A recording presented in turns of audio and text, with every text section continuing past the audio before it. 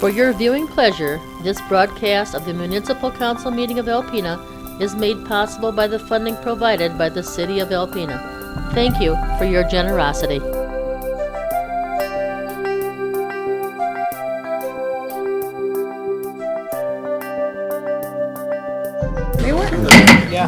Good evening. Welcome to the Alpena City Council meeting of March 2nd, 2020. Call the order, please. Hess? Here. Johnson? Here. Mitchell? Here. Nowak? Here. And Walgora. Here. Please rise for the pledge. I pledge allegiance to the flag of the United States of America and to the republic for which it stands, one nation, under God, indivisible, with liberty and justice for all. Okay, modifications to the agenda tonight. I'd suggest we add the AAA Traffic Safety Grant application to new business. So moved. Second. Hess? Yes. Johnson? Yes. Mitchell? Yes. Nowak? Yes. And Walgora. Aye. Motion carried. Thank you. Any other modifications? Approval of the minutes for regular and closed sessions of February 17th, 2020, and special sessions of February 19th and 20th of 2020. Any issues or changes? Citizens appearing before council on agenda and non-agenda items are allowed 5 minutes each to address your concerns. This is the only time in tonight's meeting, with the exception of the public hearing for the Riverfront Improvement Grant, that you're allowed to address council. If you'd like to do so, please come to the podium and state your name and address for our records. Consent agenda this evening. A, bills to be allowed in the amount of $74,300.99. And B is a council appointment of City Manager Rachel Smolinski and reappointment of Clerk, Treasurer, Finance Director Anna Soik to the Building Authority for a 3-year term expiring March 1st, 2023. I move we approve the consent agenda as presented. Second. Johnson? Yes. Mitchell? Yes. Nowak? Yes. Walgora. Aye. And Hess. Yes. Motion carried. Thank you. Next is presentations. This is the Thunder Bay Arts Council Incorporated informal report and budget request. Trunkline is here. Hello everyone, I'm Trunkline, representing Thunder Bay Arts Council and the Art Tuesday. We're here to give you an update on the sculptures and to express thanks for the past support. We've submitted receipts for the 2019 allocations, and I'm going to just give you a little update on all of that. We got a lot accomplished last year, and then also introduce the new sculpture coming for 2020, and submit a request for continued funding of the sculptures. So we have just a brief PowerPoint here to kind of give you an overview. Obviously, the first sculpture, as you know, is 1978, and in 2017 we resuscitated the idea of adding sculptures to the bypass. This is something that the city was involved in from day one, the development of the bypass and resuscitation. So we've been partners in crime, and it's been kind of exciting to see how much we've been able to add. We have 12 sculptures now with what's proposed for 2020. And you can see in 2017 we completed the Global Collaboration Awareness sculpture at the college, along with the departure of the great blue herons down at Duck Park.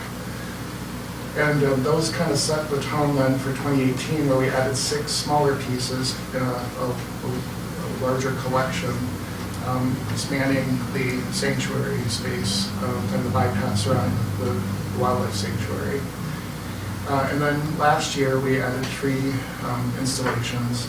2019, the American Dogs down at the dog park, and then the Alpena Yacht Club was restored with the stone of the Yacht Club.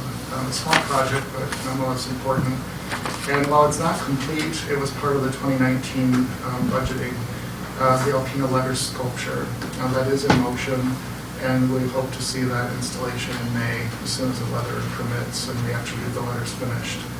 And then what we're proposing for this year is the river intertwined, and we'll get to that in just a moment.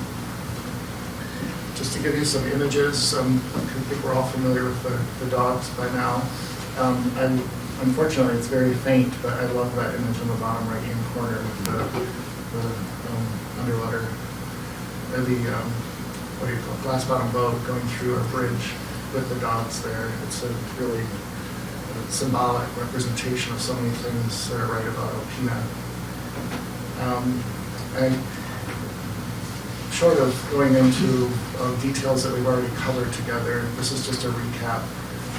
We saw this as a great success, and all those bills are paid, so we're excited about that. And certainly it wouldn't have been possible without the city's support as well as the Besser Foundation. The two organizations, of course, are the basis for us leveraging additional support, without which it might not be possible.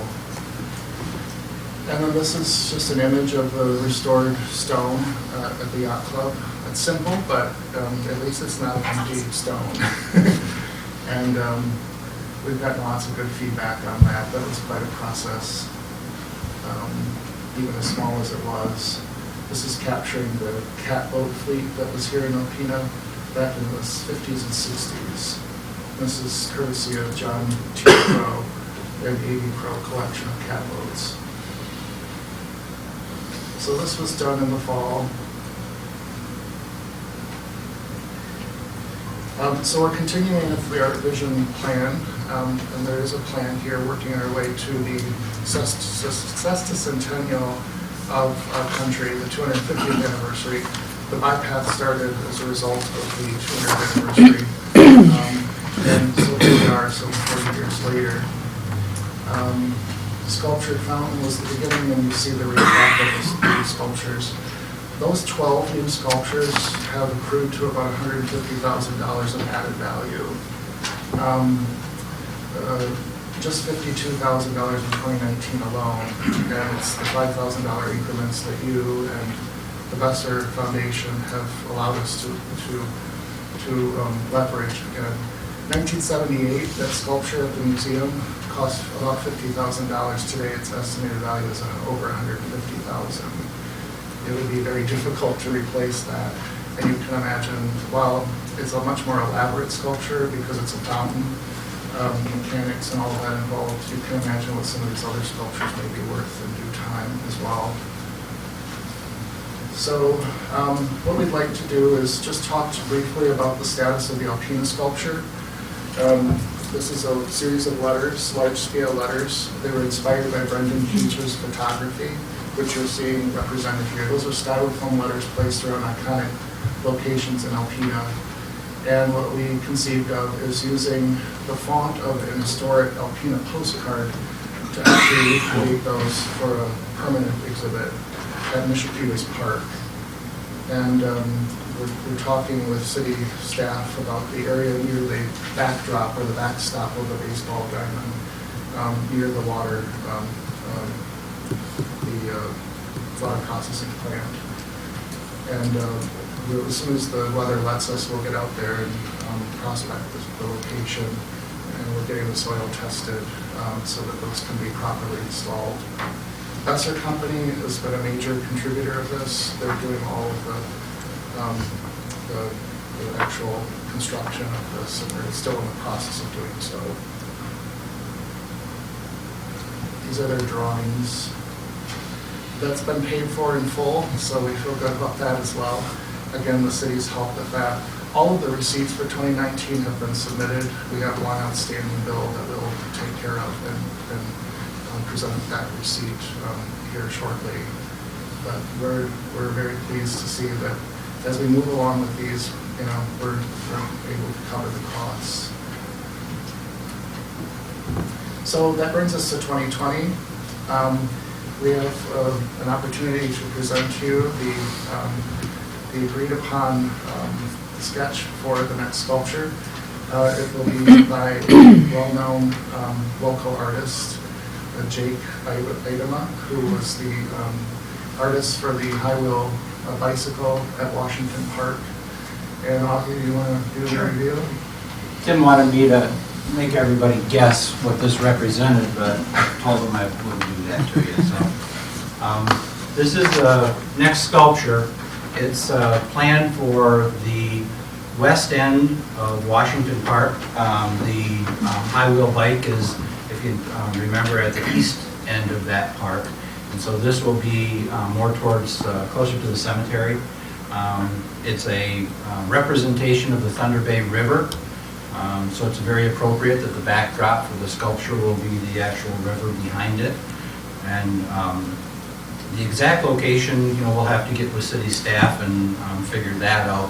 But we're looking to place it. It's going to be about 16 feet tall, and then it'll have a concrete base to it. It'll be lit, and then the idea is to incorporate the bike path that is right there, right up to the sculpture, so that folks that are walking can get to it easily and hopefully have their picture taken in front of it and enjoy it up close. And we'll have a, just like the other sculptures, a plaque with all the donors and the support for it. Keep in mind, this is all hand forged, so there's not one weld in this, as with the high wheel bicycle. These are all handmade bolts, riveting the pieces of metal and copper together. We're still in discussion about the color. There's hope that we can get it to reflect the blues and browns of the river with the copper accents, but we're not certain of that yet. That'll all evolve. This is about a $45,000 project with all said and done, between committed in-kind donations already for certain materials and on the cost for the artwork, labor, and additional materials. But we're well on our way. As you know, we have a Besser Foundation grant for 3 years that's match money. And if the city is able to find the resources again, we can make one more stab at this and keep going until we all get tired of it. Just the expression, this is a proposed plaque. If you can read this yourself. The sculpture is a reflection of the intertwining of nature and life. It symbolizes the timeless beauty of the Thunder Bay River and the trees and forests that grace its banks. River and tree are lifelines of community, having sustained various phases of human development for millennia, providing sustenance and transportation, recreation, and industry. And it goes on to talk about the fact that this is an additional installation of the Art Vision Alpena project. So again, as Augie mentioned, this would be opposite of where the high wheel bicycle is located, so we could call it our item of collection. It's a prominent entry, obviously, into Alpena. And then, of course, the letters are a prominent entry from 23 into the city. So that's it in a nutshell. Are there any questions? It's awesome. It's awesome. Thank So you. again, we would appreciate the support if you can find it and the resources available to you.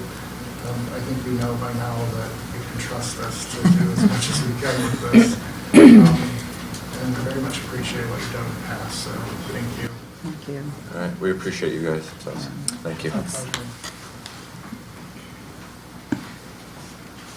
Seat 5. I move we receive and file.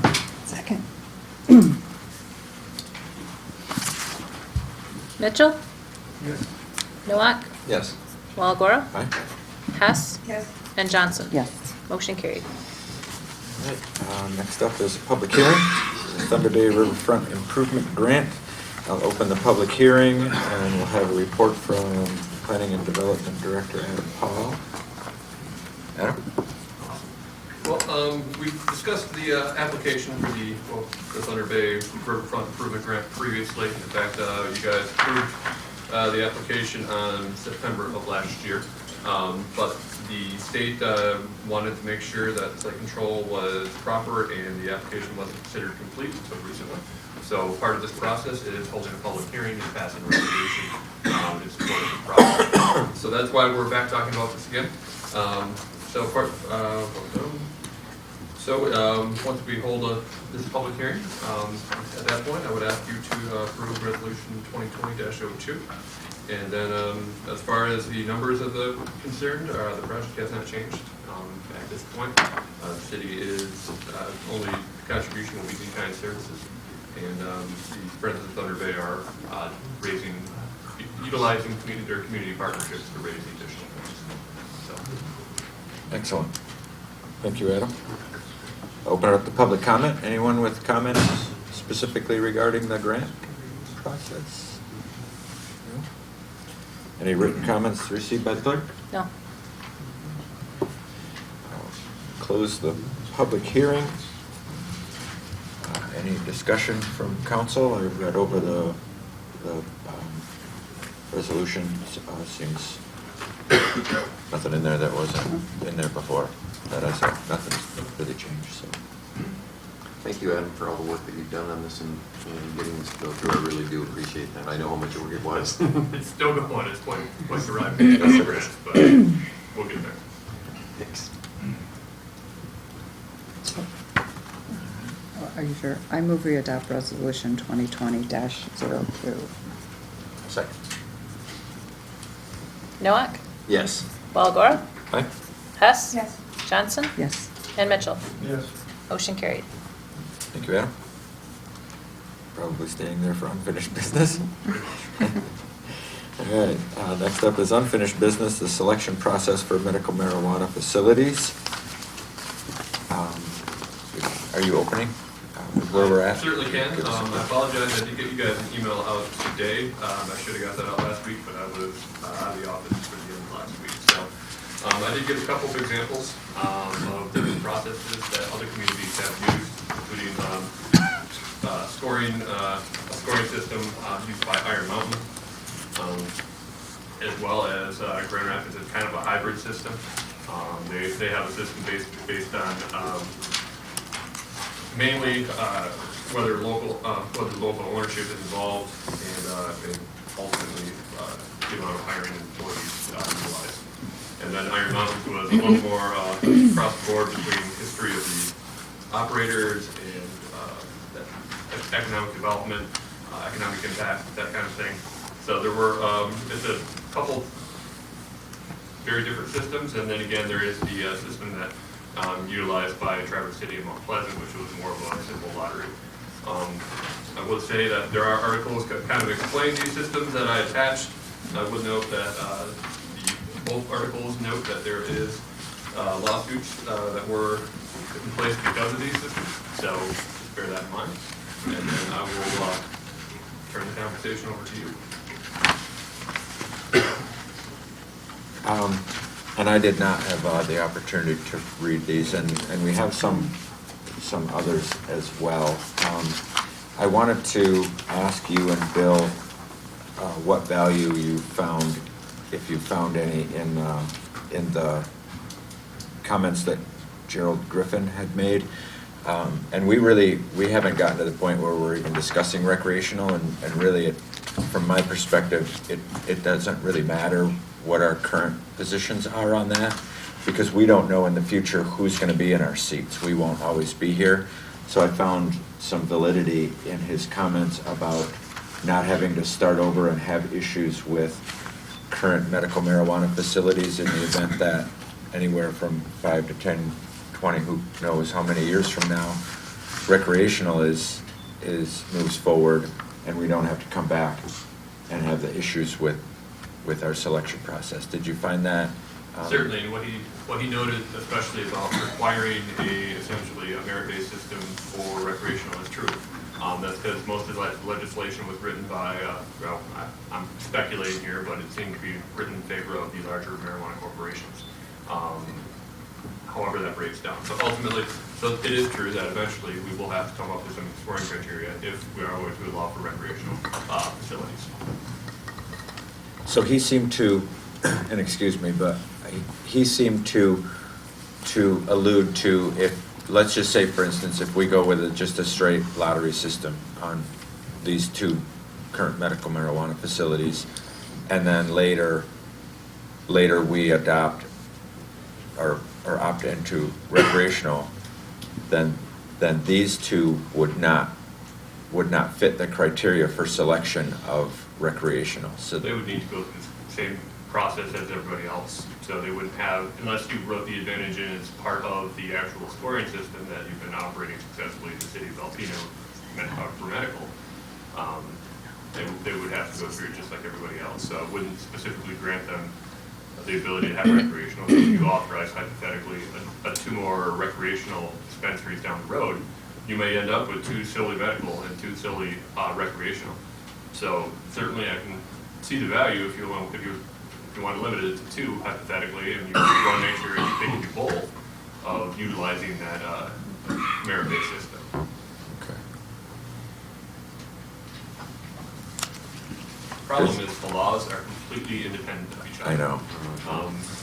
So you mean just because you have medical here doesn't mean you can do both Right. at this point. Does that somehow lock those 2 in? It would be If we were to, let's say for instance, we use a merit-based selection process to select our medical marijuana facilities. 2 of them come in, 2 of them open, they're successful, and then later down the road, we opt in for 2, let's just say 2 recreational facilities. Are those 2 like automatically locked in because we're only allowing 2 and they're already here? no, not necessarily. Not necessarily? As it stands right now, they wouldn't be. Okay. I take it back. If you did go through the scoring system and you set it up and they won the first time around, I would imagine your scoring system for recreational is going to be very similar. So Right. theoretically, they should have every advantage. And, you could potentially add criteria, and I'd leave this to Bill or someone smarter than me with an attorney's degree or whatever, to determine whether or not you could give them extra points for being in an existing operation in good standing in the city of Alpena. I would think you could, but I would hesitate to give a legal opinion on that. Right. Just kind of running scenarios through my head. a little. My general understanding is the state has put some emphasis on merit-based medical licenses first in terms of the pecking order of the recreational licenses. So if you've got a merit-based recreation, or a merit-based medical license, you have a greater chance of getting a recreational license, and also much quicker, because you already have been through the process. So priority is given to those medical facilities who present recreational requests that have already been approved. Doesn't mean you automatically get it, but it looks like so far, they've certainly been successful at doing that, and also fairly quickly. So the thought was, if you have a merit-based medical system, then it makes it easier to get a recreational license here. But it also makes it easier for council to not have to recreate the wheel and then come up with a merit system, if that is ultimately what's going to occur. So I think his suggestion was, make it merit-based, and that also you're going to attract, better business people. I don't know if that's true, but that's the thought. What are you guys' thoughts on that? Yeah.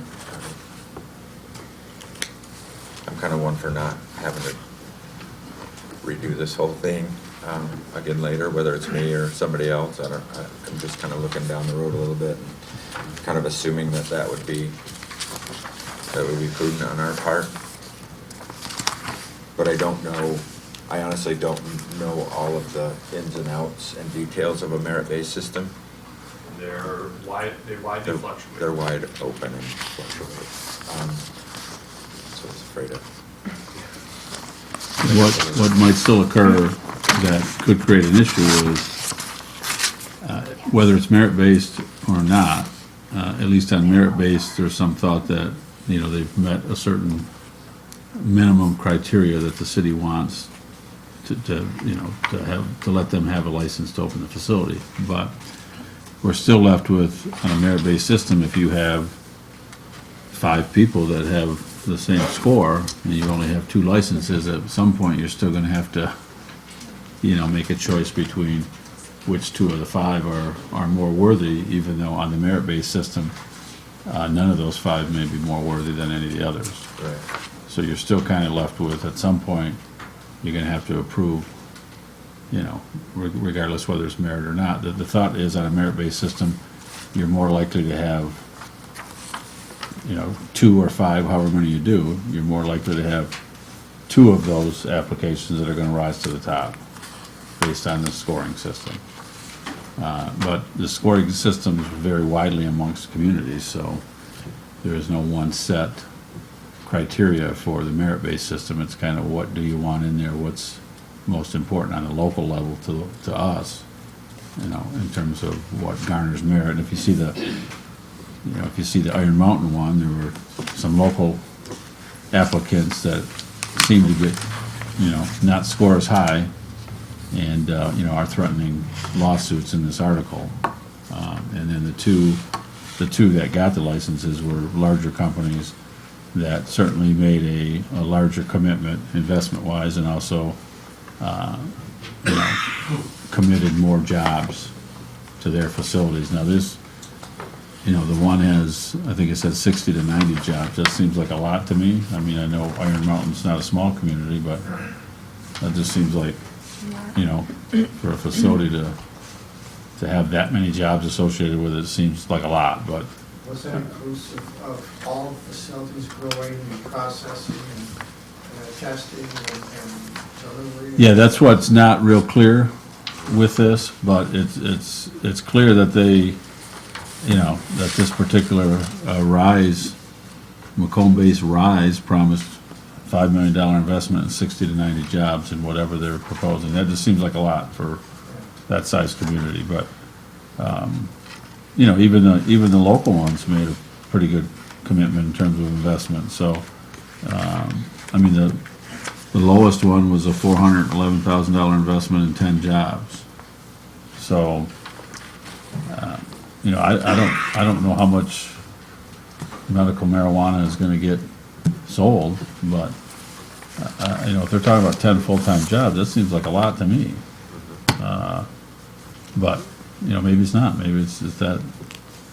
Maybe there's that much of it out there, and there's that much to sell that's realistic. I do see that further in the economic impact section of that, it talks about whether they want multiple license types. So some of them may be looking to have other facilities too, that as well, not just the stores, but also other license types as one consideration.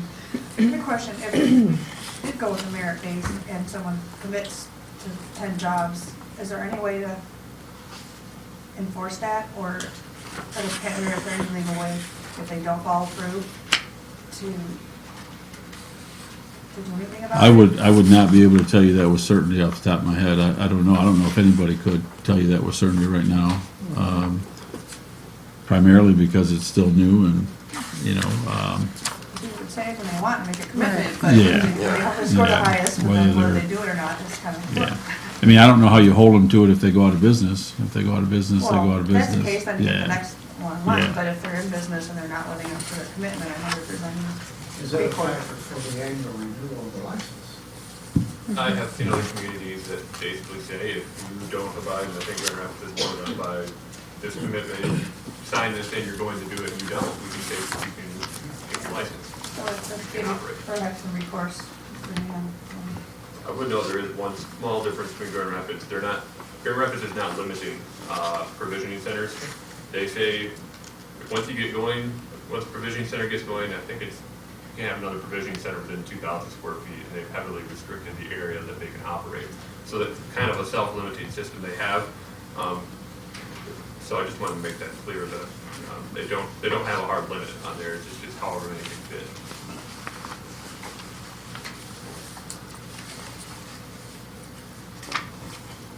By state law, can you currently operate a recreational marijuana provisioning center solely, or does it have to be tied to a medical marijuana? So you can operate recreational solely.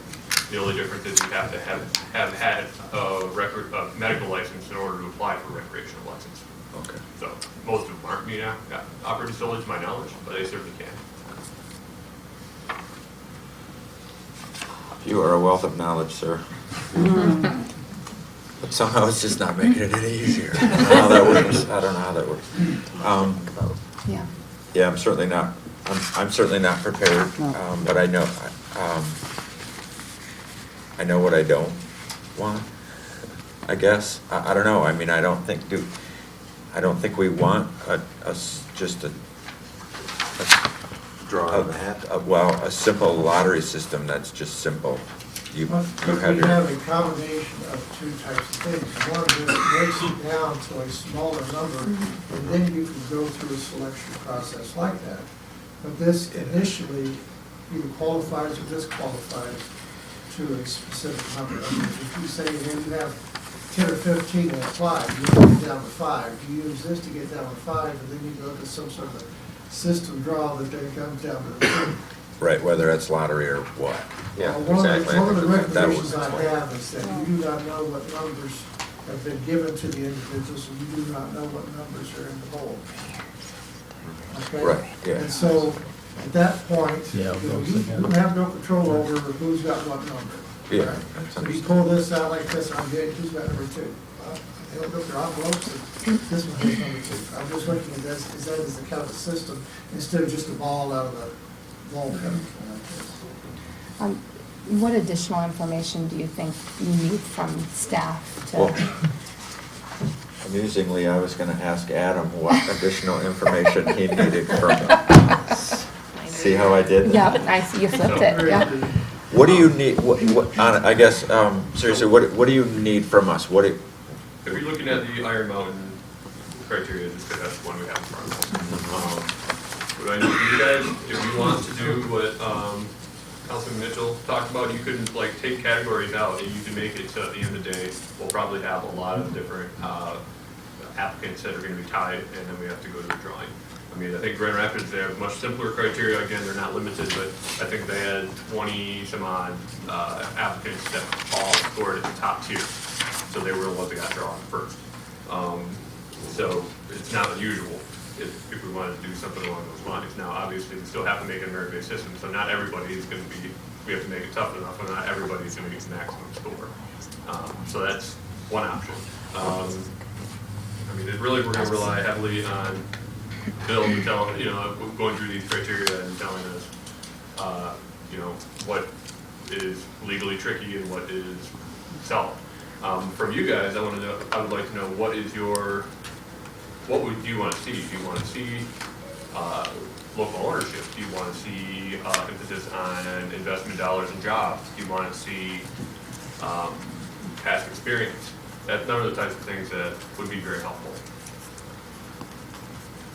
I would imagine there's going to be an extreme monetary investment initial because of security of the system, because of odor control, a variety of things. You can't just open up a store and a strip mall and say, hey, we got a marijuana shop here.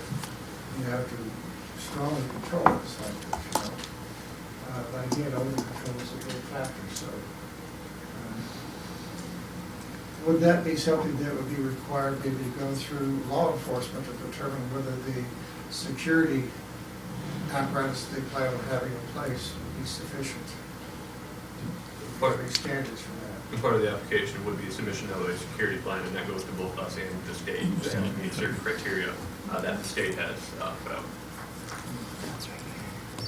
I would like to see some examples of merit-based rubrics that aren't based on lawsuits. That's the trouble. I haven't found any of them. Okay. That being said, I mean, But- inevitably, I think, just because they're facing them, and that's where I need to do more research, and I should call someone on Iron Mountain. I didn't have a chance, unfortunately, to figure out, hey, what happened with those, lawsuits that were I mentioned. think that lawsuits in many cases are a form of intimidation on the municipalities who don't want to go through them. And it's kind of like some of these freedom from religion lawsuits that they just want to force municipalities that don't want to have to expend funds for legal to just change their behavior. And so I look at many of these lawsuits as the same way. They're trying to force them because they don't want to go through a lawsuit, force them to go through this. I mean, I guess You if- can't govern by being afraid to be sued, though. I mean, if I'm reading the discussion right, it doesn't sound like council's in favor of just a straight lottery-based system, correct? Correct. We want a merit-based system, Merit-based so we got to figure out the criteria in that merit-based system. A couple of the comments that were made, it was, do we want to limit the number of applications from a particular site? Because one of the things that was mentioned was some of these larger companies come in and they get options to purchase on multiple different sites. They're they're giving applications from all these different sites, but it's the same company. So that was one thing to think about. And then another was, do they actually, I mean, somehow trying to establish whether they actually have a binding agreement for that particular piece of property? Or are they just trying to flood us with applications from 10 different, 10 different properties that they haven't got to deal with any of them yet? They're just hoping to get the license and then, and then try to make their deal. So, those are things to consider, if we want to limit those or not. And then, of course, obviously, this other one obviously shows you some of the things that were in the merit-based system in Iron Mountain. And then actually, if you look right at the end, Anna just pointed this out to me, that the first tiebreaker at the end is a random drawing. Right. So you still might end up with, Right. you might end up with 8 people, regardless of what merit you put on it, and still might have to, choose between them, or, pick a number out of the hat for priority. I mean, we still might end up with that, so. And to Bill's concerns, many communities have limited the applications to one application per property. It is very difficult to limit it to ownership because they can spin off so many LLCs so easily, unless we're actually to restrict the actual members of the LLC and then saying that they can't have more than one application. I would rely on Bill to figure out what's How legal hard would now. that be to determine, make sure that's what company hasn't got?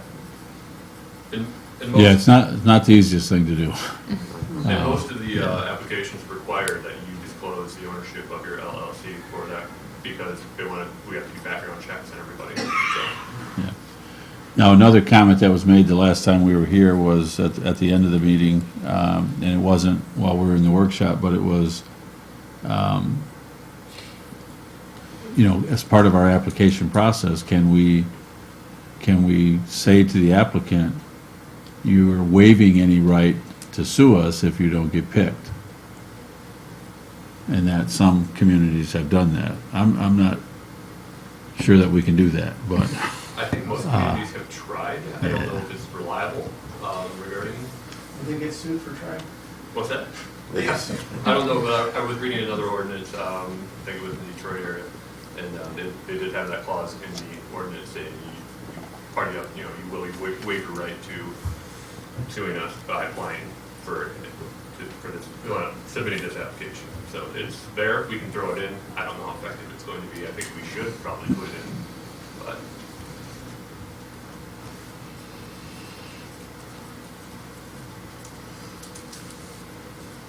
Okay. Good answer. So there were some points that Bill had brought up that I think were good points about, do we want to store, have something in there for, for local, is there a merit system? I don't know how you would write that. I'd leave that to you. But I don't know if the rest of the council is looking at, do you want something that's going to favor either a local company for this, or at least give a point system in their favor, or however. I think the big question is the local person having the financial backing to be able to do that. I mean, the local person, that's the big problem. That's going to be the big issue. The initial outlay is not inexpensive. But I'll say that, I guess to that point, if what we want to put a local element in here, it's really not up to us to determine whether anybody local can afford to do this or not. That's not our issue. They may not be able to, but, at least we'd have to factor. The thing that we would have to, look into is what does that mean and how is that determined? Because everything I've read is basically means that the industry has this figured out. And so how do we determine who is local and has no ties whatsoever to an industry that they're going to put one in for themselves, and then they're going to basically hire somebody that's local and give them an LLC and get them a number as well. So if we're going to do that, I'm just saying that if you really want to do that, that's fine, but we should put criteria in there that we know that this, and how do we know that a local person doesn't get it and then a week later they sell the entire business and everything that goes with it to somebody in the industry? So I'm not really sure how much value that really has. Exactly right. Yeah, that's why I'm asking the question. is Right. Where are we at? The way that Grand Rapids does it is the local residency, and I think that's up to, let me see, for at least one of the last, well, you could set the number of years, and then they are looking at local autonomy as the number of jobs, or number of employees, basically. Rather than, In the ownership. Right, Iron Mountain qualifications, the very first section, it's interesting, you have the 3 points for living in the county or the city, being a resident. But then the other criteria ahead of that is that you get points for demonstrating that you own a business in a highly regulated industry, because that's a valuable qualification, and it's not something that you have, so. Right. It may or may not, And maybe maybe that balances things out, I don't know. Yeah. And if you look at the 2 applicants that were selected in Iron Mountain, they both got 49 points, which was the maximum they could get without being local. So if that tells you anything. If they weren't local, they still ended up getting the highest scores.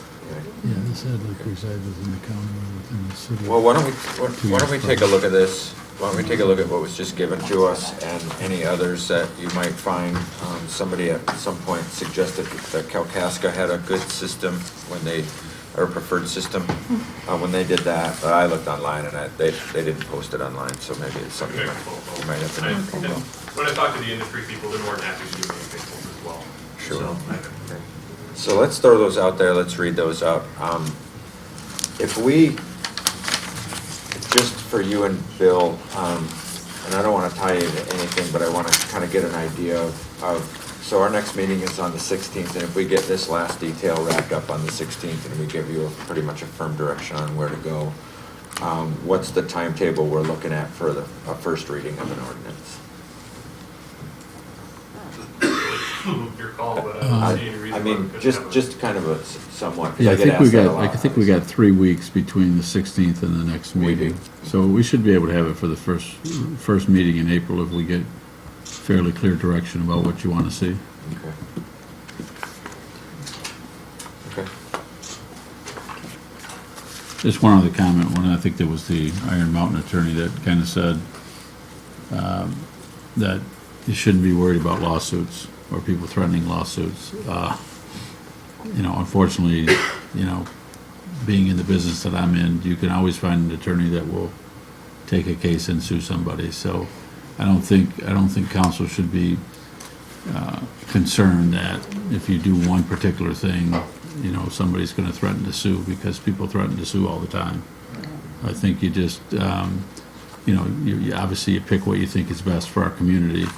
And I guess I'm not poo-pooing it either, but if we get sued somewhere down the road, I mean, we don't like to get sued. I mean, nobody likes to get sued, including the city, but you're never going to design anything that's going to be foolproof to somebody suing you if they've got an attorney that'll sue you, and if they've got enough money to sue you. So I don't think you should be restricted by thinking, oh my God, if we do this, we're going to get sued.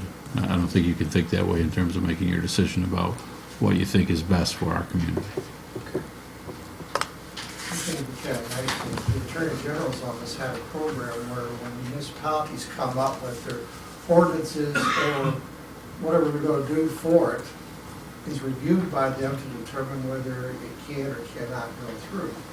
That would make more sense. What would make more sense is that the actual legislature puts forth the requirements of what it is, so it's uniform across the board. That would make sense, but that's unfortunately not what happens. But that's what I'm looking at there. It'd just be kind of nice if we had a review process, at least the Attorney General's office or something like this, that they could either say yea or nay on this. No, we don't. We've been wanting that for how many years? It would take another year though. So is everyone okay with tabling the selection process until our, I already shut it off, 16th meeting? That's our next Next one. meeting Okay. on the 16th? Do you want a motion to We table? better move, yeah, we better do I that. move we tabled our selection process until our next meeting. Second. Walagora? Aye. Hess? Yes. Johnson? Yes. Mitchell? Yes. And Noah? Yes. Motion carried. All right, thanks, Adam. Next up, new business, That's how they go. MDOT Trunkline Utility Replacement Project. Rich? As council may or may not be aware, the Michigan Department of Transportation will be resurfacing large sections of M32 and US 23, much of it in the city of Alpena. The exact limits are listed in the memo, but in preparation of this project, staff in coordination with Suez has been evaluating the sanitary services under these streets. And I've identified 6 services which have an ongoing maintenance history and are in need of repair. Trying to get ahead of the curve a little bit and get these replaced prior to the resurfacing work being done. We actually started last fall and finished it up here this spring, getting the video inspections done. But we have a very tight window of opportunity to get this stuff done between when the ground thaws enough for us to dig and them being in here. In an effort to coordinate with a tight schedule for this project, the city has solicited quotes from the contractor performing the work for the MDOT project. The quote was also solicited from a contractor which MDOT has used in the past to repair utilities without the need to open cut the streets by utilizing a liner system to seal and repair the existing services. MDOT did use that on a storm sewer lead, and M32 was very satisfied with it. So we did look to them to see if they had the capabilities. We video inspected them, sent the videos down to them, they've taken a look at them, so they are good candidates for lining. They're not deteriorated to the point where they can't be done. Based on the estimated quantities, results for these quotes are as follows. Team Elmer's out of Hillman, $50,025, and Manchillo Sewer Services, they're out of Fairgrove, is $38,600. If Team Elmer's open cut method is used, there will be some additional cost of inspection required by MDOT for these services to be replaced, which should not exceed $2,500. If this method is selected, the streets will need to be closed to facilitate the open cut method, which will require detours for the duration of the repairs. That was a huge cost associated with those repairs, is setting up a full detour, because we'd have to take it out of Ripley to State and around. If Manchillo liner method is used, there will also be additional costs for the city crews to excavate access points for Manchillo, which is not anticipated to exceed $9,000. It is expected that the roads will remain open for the duration of these repairs, and instead traffic will be shifted over, allowing our crews to complete the work. Due to the short window, we are allowed for the repairs of these services, and MDOT's desire, they really prefer not to have the road closed. They're going to do that complete resurfacing project under traffic. So it is my recommendation to city engineer to award the work to Manchillo Sewer Services LLC for the as-quoted unit prices totaling $38,600. We did follow up. They have been up and doing work in Rogers City for a number of years. Rogers City's been very satisfied with their work. They do work in other communities, with very similar activities to this. So they do have a good reputation and have good credentials.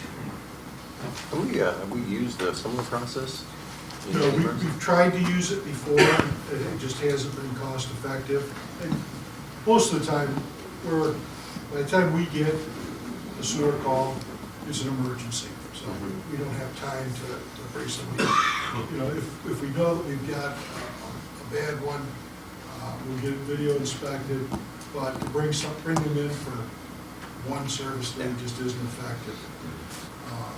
But it is something that if this proves to be a good tool for us to use, we can kind of, I was like, bankroll some of these services, get a list, and then have them come up here and do several, but it is something that we do want to try. As an aside, not related to this, but with the new rules and regulations that have come down from Eagle on lead water services. It's not just lead, it's also galvanized water services that have to be replaced if we cannot prove that they did not have a lead gooseneck connection to main. Unfortunately, we've identified, I think, 39 galvanized water services on State and Washington Avenue that we will be, actually beginning Wednesday, we're going to start doing some exploratory digs to see if we can make some kind of a determination on the number that we may have to look at. But that's something else we're going to be looking at. But not related to this, but just for information purposes, that and this is those Eagle mandates that we have to replace. Don't have any choice. On this process, never having seen it before, when they dig to put this liner in, is it a significant amount, is it a significant distance from the road that if we do these digs, is it going to be intrusive into other, like private properties, that there's going to be an issue with at those points? At where we put in a clean out, we put it in between the curb and the sidewalk. They can dig down right there between the sidewalk and the curb. May have to take out a section of sidewalk to get enough room to work in there. But we'll put the clean out in. At that, where we would put that clean out, they can access that lateral to insert the liner. And then it's a steam cured liner, or a cured liner. And then they go in, they cut the end or stop it just short of where it enters the main. Okay. So, yeah, is there gonna be some, yeah, we may have some sidewalk to take out, but we're gonna minimize the amount of excavation. And if we did have to open cut State Street, we go in there, we do the work, we pack it all back in, and we'd asphalt it so that they can come in and mill it off. You know, you basically have to bring it up to what was there first, and then they can remill it.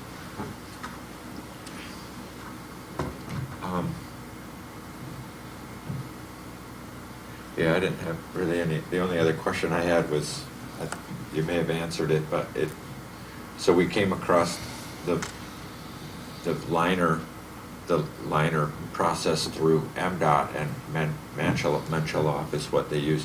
Not had given any other, do they have competitors out there that we may have? I'm sure there probably are. This is the one that MDOT had used, and they basically proved that that's why we went to them to get the pricing from them.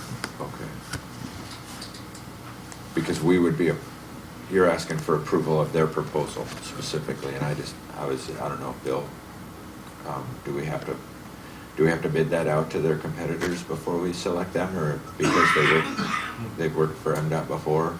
Maybe I'm misunderstanding. You did bid this out, didn't you? We solicited price from Elmer's, who Elmer's Okay. is doing the subcontract work For that, okay. for the paving contractor on the MDOT resurfacing project.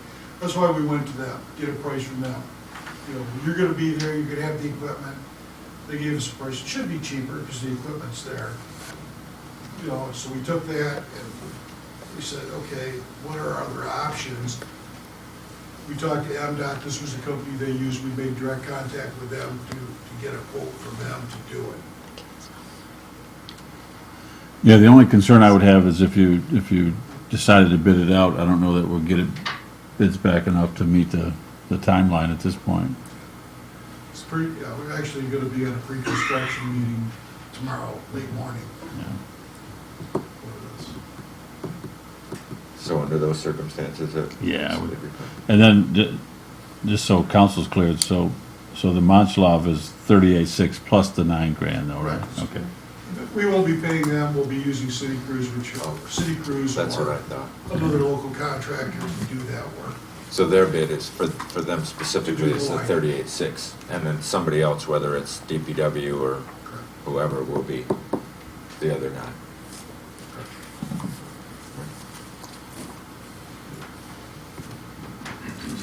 Okay, I have no other questions. Thanks, Rich. I move we approve the bid from Montello Sewer Service for the Clerk unit price system of $38,600. Second. Hess, Yes. Johnson, Yes. Mitchell, Yes. Noah, Yes. and Walagora. Aye. Motion carried. Thank you. And next up is the AAA Traffic Safety Grant application. Chief Jeff? Yes, thank you so much for adding this to the agenda tonight. And if I start coughing, I apologize. I don't have time to soda up just in case. But I provided each one of you with this is the application for the grant. And so this is kind of some of the highlights of it. AAA has established a grant application process that provides law enforcement and other agencies, public safety and fire, with an opportunity to submit a request for grant assistance to aid in the purchase of certain traffic safety equipment. Excuse me. The parameters of the grant application is that the grant is limited to a maximum of $15,000, and that they do give, as they indicate, greater consideration when an agency basically kind of some skin in the game, willing to contribute some percentage. They don't specify how much, but basically what have you done to also help us along. This is an equipment-specific grant program, and one of the things that they do finance are radar speed trailers. And as luck would have it, we've been looking to buy them for a while. The product that we've identified, we researched quite a few, and as you can imagine, pardon me, there's quite a few options to choose from small trailers, simply, and I'm sure we've all seen them, where you go past and you'll have the metal speed sign, like 35 miles an hour, and it'll show your speed. The one that we're looking at has a few more options on it. Solar powered, it's a 24-inch messaging board, so you can not only put the speed, you can actually thank drivers if they're actually going at the posted limit or below. You can put amber alerts on it. You can do, slow down, icy roads ahead, this type of thing. So it has some different capabilities. The one trailer that we have identified is produced by All Traffic Solutions. It's called an ATS 5 with the speed alert 24-inch sign. And again, it uses two solar panels to keep the batteries charged and so forth. The trailer, and along with the accompanying software, the vendor has provided sole source documentation. I didn't know if we were going to need it or not, because our contribution between my department and Rich, we believe we can spare $1,500, roughly 10% for the project. We thought that that'd be a good start. But they provided sole source documentation for the software specifically that works with this trailer, that allows us to do some really cool things. One of the things we really like about it is that we can put it out there, and it's connected. It's a web-enabled system, and so we can get instant alerts if people are speeding. So it'll come up on our MDTs in our cars, our iPhones, where else that, hey, the last 9 out of 10 people went by, we're doing an average of 15 over, or something like that. So it allows us to go right there and hopefully deal with the problem. Again, I mentioned that we're going to contribute $750 from the PD. Rich is able to bring up another $750, and we would like to get this submitted. The grant application deadline is March 31st, but I'd kind of like to get it in a little bit sooner than wait till the last minute. That's why I asked it to be on the agenda for tonight. But if you have any questions, please. The web service does it have a monthly or annual fee as well? Or? There is an annual fee. I Nothing didn't attach the invoice. I apologize for the packet I gave you here. I think I emailed it earlier. And I want to say it's like $1,200 or $1,300 a year for the software service. Okay. A nominal fee. So it's not exorbitant? That's No, not crazy. no, compared to everything we can do with it. Yeah, very cool. I don't have any questions. I think it's great. Like you said, we've been kind of watching for something just like this for quite Yes. some time. So. My intentions are to I've already spoken also with the Northeast Michigan Community Foundation, or Community Foundation Northeast Michigan. And probably next year, I'm going to see if they can help finance some of the smaller traffic signs, they can bolt to the post and get those up to the schools. So, people on this. Anybody else? So, with your permission, I'd like to submit the grant tomorrow. Okay. Yeah. Very good. Let's vote. Yeah, let's vote. Okay. Since we're I need a here. motion first. I move we approve the chief's request. Second, Johnson? yes. Mitchell? Yes. Noah? Yes. Walagora? Aye. And Hess? Yes. Motion carried. Great, thank you very much. Thank you, Chief. Thanks. Thank you for your adjourn.